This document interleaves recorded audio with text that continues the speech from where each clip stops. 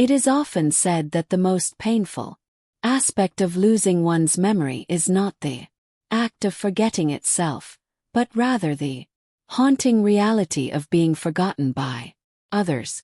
Evelyn is the name I go by. Have reached the age of 63. Have shared 38 years of marriage with Richard. Once he held the esteemed title of Professor Contemplation of Existence, outstanding as piercing as crystal. In the quiet of the night he would read to me from the pages of Yeats and Frost, and on those particularly dramatic evenings he would delve into the soothing cadence of his voice, would lull me into slumber, weaving its way through the shadows of the night. That was in the past. Each day I find myself reciting our Wi-Fi password to him 6 times. I meticulously label the drawers in our kitchen. I gently remind him which toothbrush belongs to him. When I utter his name, he occasionally glances my way as if I were a familiar face from the congregation, someone he knows but cannot quite place. On that initial occasion when he overlooked our anniversary, tears streamed down his face.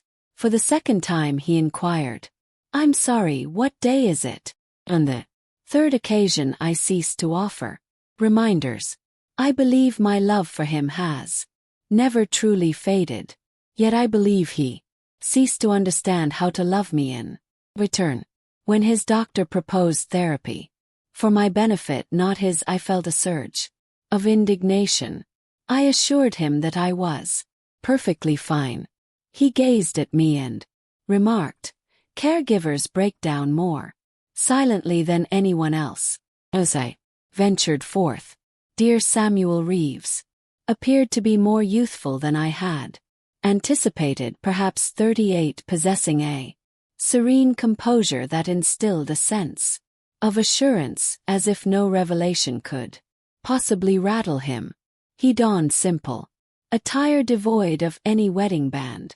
A subtle aroma of bergamot mingled with the scent of well-loved books in his office. He inquired about my well-being.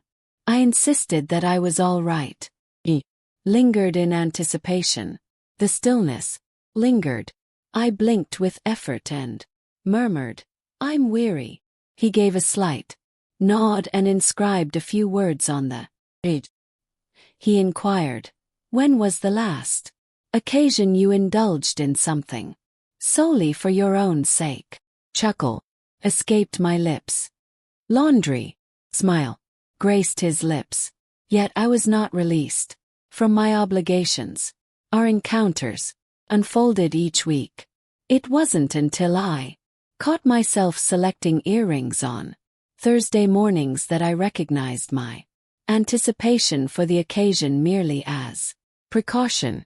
I recounted tales that had faded from Richard's memory concerning the circumstances of our encounter, the manner in which he made his proposal, the melody that accompanied our first dance as a married couple. He inquired about what I longed for the most. Remarked the moment when he would gaze me. Dear Reeves remained silent for an extended period. Then he uttered a phrase that sent a chill through my veins. "And how long has it been since someone gazed at you in that way?" Remained silent due to my inability to tickle. I'm uncertain about when the change began to unfold. Perhaps it was the moment I wept during our session and he offered me a tissue, his voice soft, as he said, "You're allowed to fall apart too, Evelyn." Or the moment I confessed that I occasionally dreamt of gathering my belongings and vanishing into thin air. Not that I wished to part ways with Richard, yet I found myself at a loss, unable to remain while still embracing the essence of life. Here, Reeves offered no judgment, he simply absorbed the words, truly attentive. Times I ponder that true seduction lies in the act of being acknowledged in a world that often overlooks your presence. I never intended to experience any emotions, yet there were instances, delicate quivering instances when I sensed acknowledged not in the role of a caregiver, not merely as a spouse, merely as a woman, filled me with dread, for I was acutely aware of the incline beneath my feet. Even then I could sense myself inclining eagerly ahead. It was an unremarkable Tuesday in the third month when he inquired if I struggled with sleep. Nearly every evening, I remarked, yet it is not due to Richard. He refrained from pressing. He regarded me with that familiar, patient stillness, as if time itself were an endless resource at my disposal. Thus I continued to speak. It is the stillness that disturbs my rest. Last he drifts into slumber.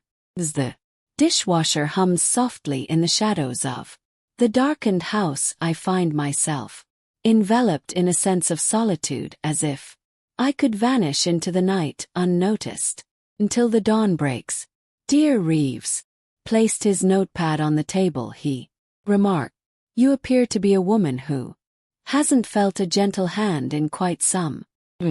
I raised my gaze.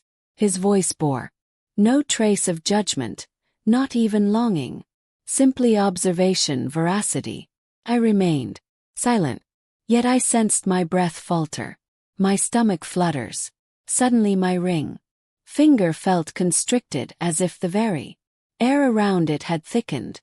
At evening I lingered before the mirror, lost in thought more than I typically would. I removed my wedding ring, not from a sense of guilt, merely a matter curiosity. The tan line beneath it appeared as a void, resembling a faded mark from the past.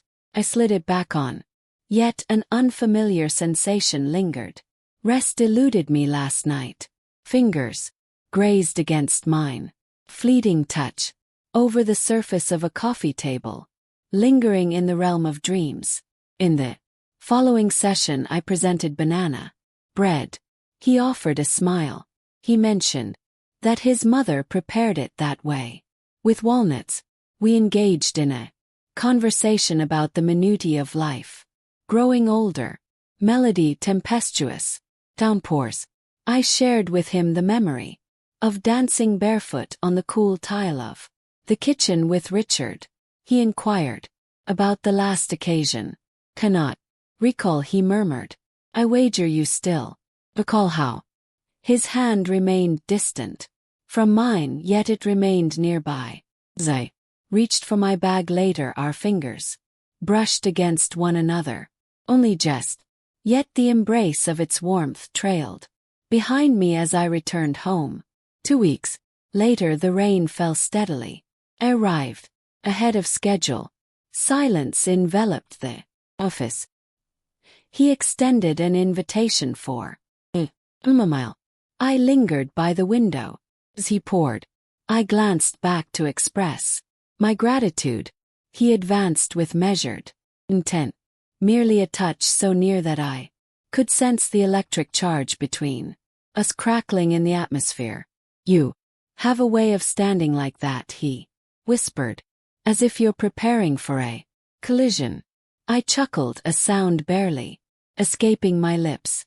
"Perhaps I am." His gaze sought out my own.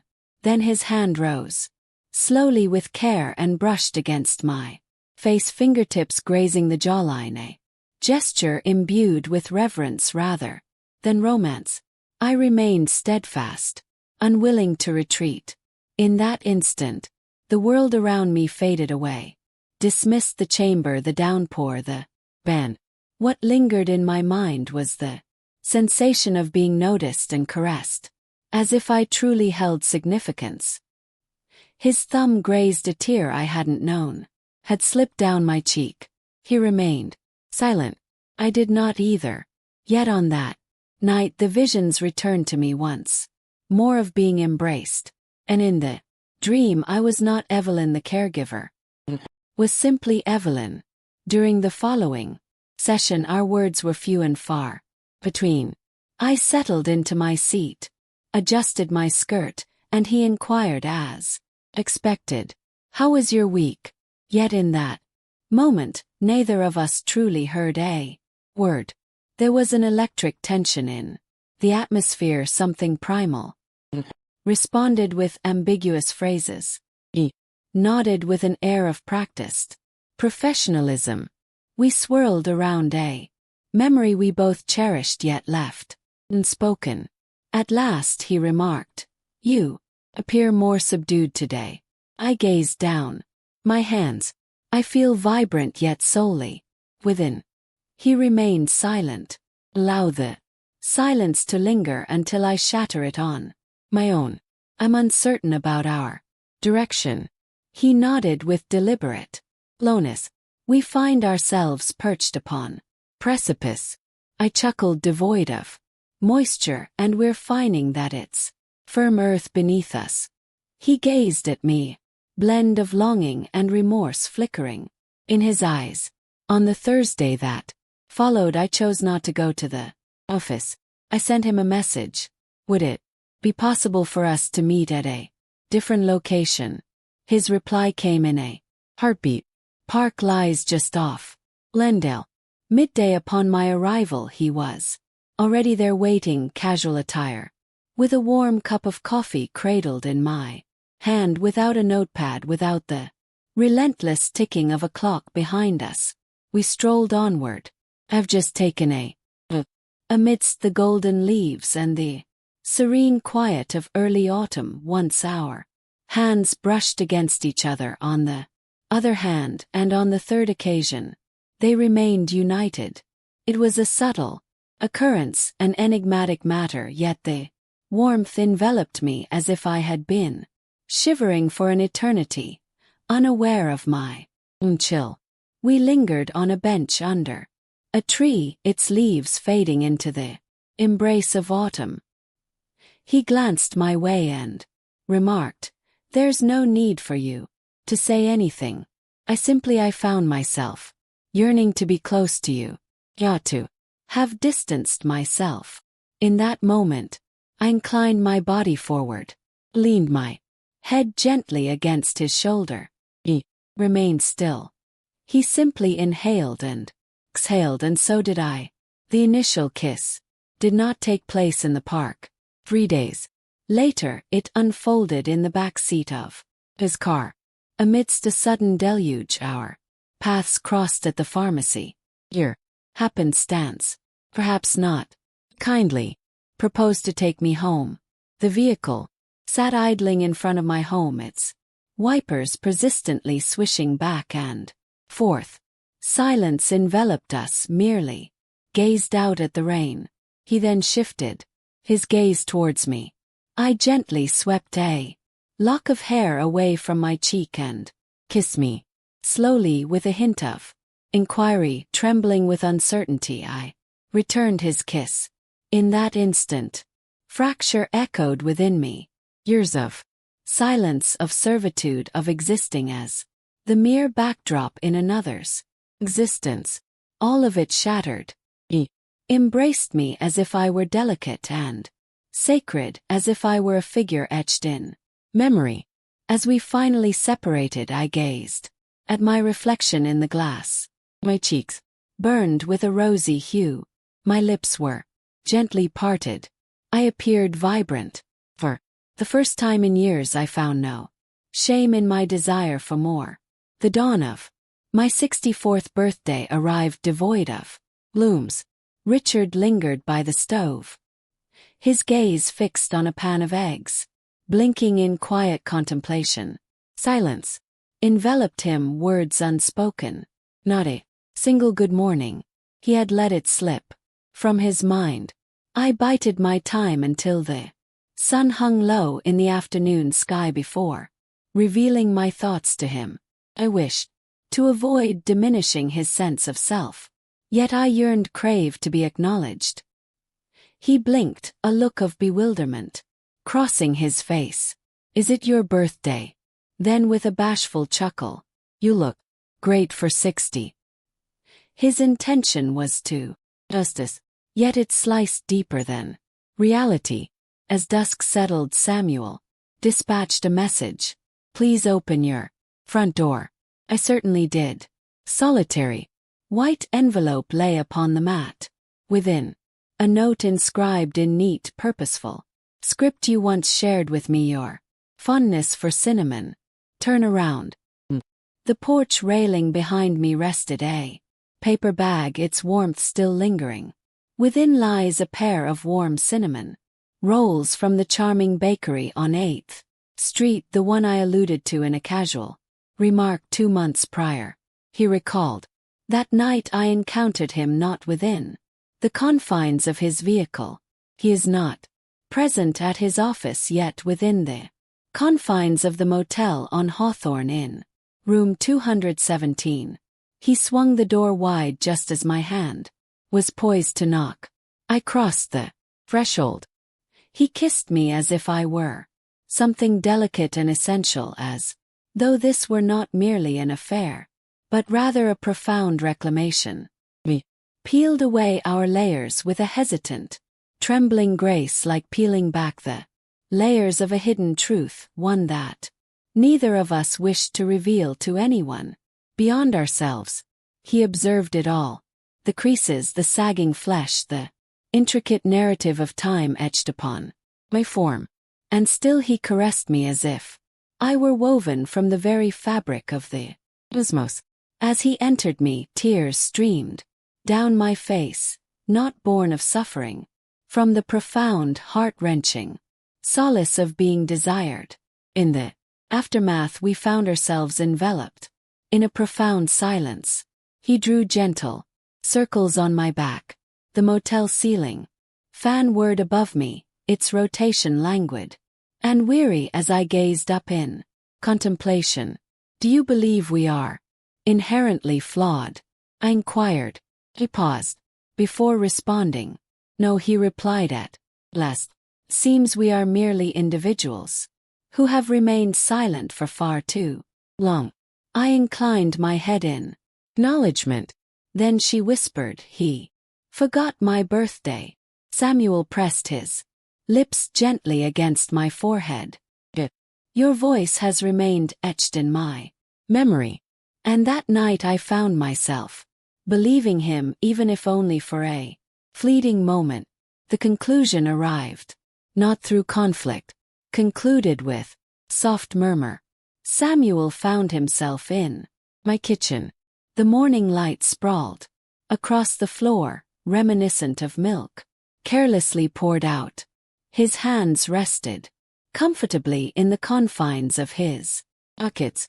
The coffee grew cold as it sat between us. His decline is accelerating, I remarked. Richard. Samuel nodded. His gaze weighted with fatigue. You must be with him, he murmured softly. Parted my lips to contest, to express a courageous thought. Yet all I could muster was a single breath. I harbor no regrets, I murmured softly. He moved nearer, grasped my hands gently and pressed his lips to my knuckles. You showed me the art of listening, he remarked. We held back our tears. Not at that moment. We lingered in the silence, two souls striving to etch a farewell into our memories. A note was left on the counter. I have yet to open. I am unable to do that. Not at this moment. Silence enveloped the days once more. Once Richard addressed me by his sister's name, then by his mother's, and I chose not to correct him. In the quiet of the evenings I find myself seated beside him. Times I find